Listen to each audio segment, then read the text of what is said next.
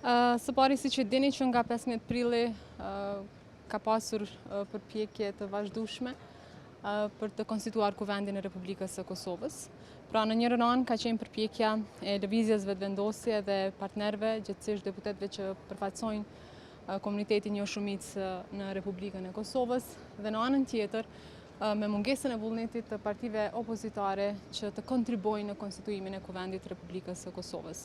Ndërsa që nga 1 maj ka filluar propozimi kryesuesit të seancës për votimin e fshehtë, edhe sot nuk kishte sukses në këtë pikë për faktin se opozita refuzoi që të merrte pjesë në votim, siç ka bërë për 21 herë në vazhdimsi që nga 1 maj. Sa i përket propozimit që vjen nga partia e tretë që ka dalë në zgjedhje, domethënë nga kryetari i LDK-s, zoti Abdi Gjiku, ne kërkojmë unitet për konstituimin e Kuvendit të Republikës së Kosovës. Pra është jashtëzakonisht e rëndësishme që të kemi unitet që ta konstituojmë Kuvendin e Republikës së Kosovës.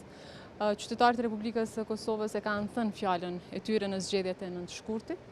Kryeministri Kurti është lideri më i votuar ndonjëherë në Republikën e Kosovës dhe lëvizja vetëvendosje sot është subjekti i parë me më së shumti vota në vend. Prandaj propozimet e tilla janë tendencë për të minimizuar vullnetin e popullit, për të shkelur atë dhe natyrisht nuk e kanë mbështetjen e lëvizjes vetëvendosje. Ata thonë qeveri e tranzicionit dhe të tjera, por qeveri tranzicionit e kemi për momentin, sepse qeveria jonë, qeveria ndërheqje apo ndetyrë, është edhe qeveri e tranzicionit sepse e kryen punën deri në qeverinë e ardhshme.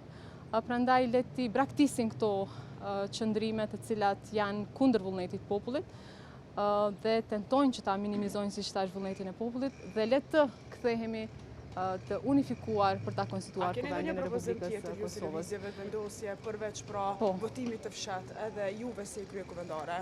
Së pari ka pasur përpjekje 6 herë që votimi për kryetar të Kuvendit të bëhet me vota të hapura. Nuk ka rezultuar i suksesshëm. Këtu e kemi edhe letrën e presidentes Osmani, e cila kërkon nga gjitha partitë politike që të kontribuojnë në konstituimin e Kuvendit, pra nuk i përket vetëm lëvizjes vetëvendosje që të kontribuojnë në konstituimin e Kuvendit. Ne kemi marrë për detyrë dhe përsipër që të kontribuojmë në këtë pikë. Megjithatë, nuk është përgjegjësia jona, vetëm e jona, është përgjegjësia e deputetëve të opozitës, por ata po refuzojnë që ta veç të përgjigjem në plotni pyetjes së gazetarës.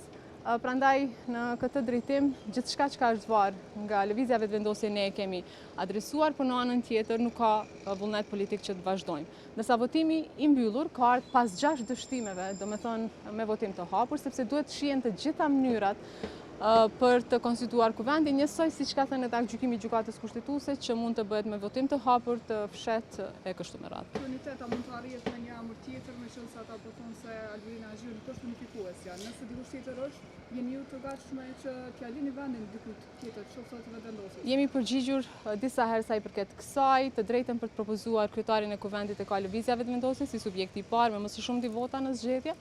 Prandaj askush nuk mundet që të ndërhyjë në një të drejtë të një subjekti politik, sepse të drejtat kushtetuese janë mbi, si më thënë, preferencat individuale apo të subjekteve tjera politike. Ne nuk përcaktojmë emra të zëm të partive të tjera, përndryshe edhe ne mund të themi që jo për nënkryetar Kujtim Shala, por Arben Gashi. Po e përmend Arbenin me që është duke ardhur këndej, apo dikush tjetër. Prandaj mendoj që duhet t'i braktisin qëndrimet e tjera. Treguat që janë 6 tentime të hapura, mirë po ka më shumë tentime të fshehura për votim të fshehtë. Është 21 sot dhe nuk ka quorum për ta konstituar, gjithsesi për ta votuar komisionin e fshehtë. Pritet reflektim nga seanca tjera. Sot 4 javë prej që është dërguar një lëndë në gjykatën kushtetuese, s'kemi ende përgjigje, le ta shohim se çka thotë, më falni, gjykata kushtetuese dhe pastaj vazhdojmë. Faleminderit.